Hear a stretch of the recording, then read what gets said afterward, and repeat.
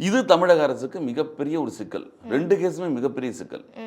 இப்போ ராஜினாமா அவர் பண்ணலைனாலும் சிக்கல், பண்ணினாலும் அசிங்கம் தான். நீங்கள் ராஜினாமா பண்ணி தான் தீரணும், வேறு வழி இல்லை. இவங்க கோர்ட்டில் வேறு என்ன வாதாட போகிறாங்கன்னு தெரியல. எனக்கு தெரிஞ்சு வேறு வாய்ப்பே கிடையாது. இவர் திங்கக்கிழமை இன்றைக்கி என்ன 2 நாள் இல்லை, இன்னும் 2 நாள் இருக்குது. திங்கக்கிழமை அவர் போய் ராஜினாமா செய்து தான் ஆவார், வேறு வழி கிடையாது. இங்கே கோர்ட் திருப்பி அமலாக்கத்துறை ரெய்டு வரப்போகுது. ரெய்டு வரப்போகுது. டாஸ்மாக் ஊழல் தான் இவங்க தான் சொல்கிறாங்க, 1000 கோடியே கம்மின்றாங்களே, கொள்ளை அடிச்சிருக்காங்க. இது ஒன்று தெரியுமா, சட்டப்பேரவையில் சொல்கிறாரு அன்னைக்கு தான் இந்த தீர்ப்பு வரும்பொழுது சட்டப்பேரவையில் பேசிக்கிட்டு இருக்காரு இவர் செந்தில் பாலாஜி. பாட்டிலுக்கு 10 ரூபா இந்த ஆட்சியில் தான் வாங்குறோம்னு சொல்றாங்க. அதிமுக ஆட்சியிலேயே வாங்கியிருக்காங்க. இது ஒரு ஸ்டேட்மெண்ட், இது ஒரு பேச்சு. எவ்வளோ பெரிய அசிங்கம்.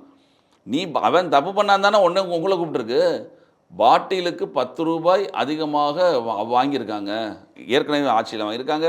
அதில் 6000 சொச்சம் பேர் மேலே நாங்கள் வழக்கு பதிவு பண்ணியிருக்கு, 16,000 கோடி அதில் ஊழல் வந்தது அப்படின்னு நீங்கள் சொன்னீங்களா, அதே இதை நீங்கள் பண்ணுறீங்கல்ல.